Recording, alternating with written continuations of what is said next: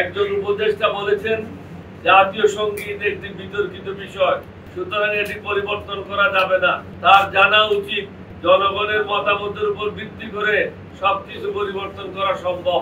আন্দোলনকারী আমাদের ছেলে মেয়েদের বা জনতার সরলতাকে পুঁজি করে কোন অন্যায় পদক্ষেপ নেওয়া ঠিক হবে না। আবেগ ও হুজুকের মাথায় লোক দেখানো কাজ করলে হবে না।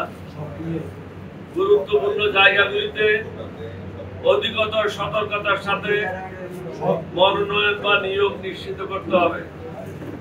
এছাড়াও উপদেষ্টা এবং নতুন নিয়োগ প্রাপ্ত ব্যক্তিদের অতীত ইতিহাস জানা না থাকলে বা রাজনৈতিক প্রজ্ঞার অভাব থাকলে দেশ ক্ষতিগ্রস্ত হবে।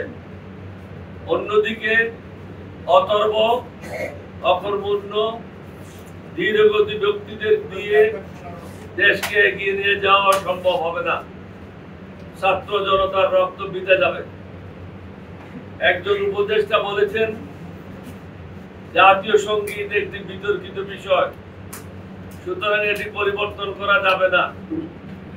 তার জানা উচিত জনগণের মতামতের উপর ভিত্তি করে সবকিছু পরিবর্তন করা সম্ভব।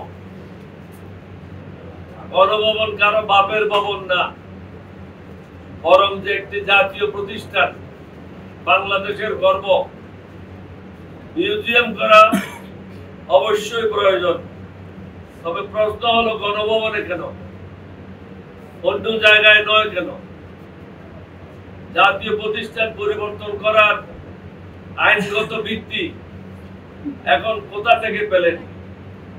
1971 সালের স্বাধীনতা যুদ্ধের উপর অন্য কিছুই অধিকতর গুরুত্ব পেতে পারে না। আন্দোলনকারী আমাদের ছেলে মেয়েদের বা জনতার সরলতাকে পুঁজি করে কোন অন্যায় পদক্ষেপ নেওয়া ঠিক হবে না। এদেশে এক নায়কত্ব স্বৈরা শাসন কায়েমকারী, গণহত্যাকারী, দুর্নীতিবাজ, টাকা পাচারকারী, টাকা লুণ্ঠনকারী, চাঁদাবাজ এবং জঙ্গিবাজের কোন স্থান নেই। এদেশ এখন কারো বাপের সম্পত্তি না। যত দ্রুত সম্ভব আইন শৃঙ্খলার উন্নতি সাধন করতে হবে। আমরা জানি বর্তমান প্রেক্ষাপটে এটা খুবই কঠিন কাজ, তবে পুলিশ প্রশাসনকে দ্রুত কার্যকর করতে হবে। তা না হলে গণহত্যাকারীরা মাথা চারা দিয়ে উঠতে পারে। আমাদের সামনে অনেকগুলি চ্যালেঞ্জ, সমস্যার অন্ত নাই। এই চ্যালেঞ্জগুলি দৃঢ়তার সাথে মোকাবেলা করে জনগণকে স্বস্তি দিতে হবে। তা না হলে আমাদেরকে আরো কঠিন মূল্য দিতে হতে পারে। নিত্যপণ্যের মূল্য সাধারণ মানুষের ক্রয় ক্ষমতার মধ্যে নিয়ে আসতে হবে। অসংখ্য আহত ছাত্র জনতা হাসপাতালের বেডে কাতরাচ্ছে। এরই মধ্যে বন্যায় কয়েকটি জেলা ব্যাপকভাবে ক্ষতিগ্রস্ত হয়েছে। এছাড়াও বারবার মাটির দেশ হিসেবে আমরা উজনের দেশের বৈরিতার শিকার হচ্ছি।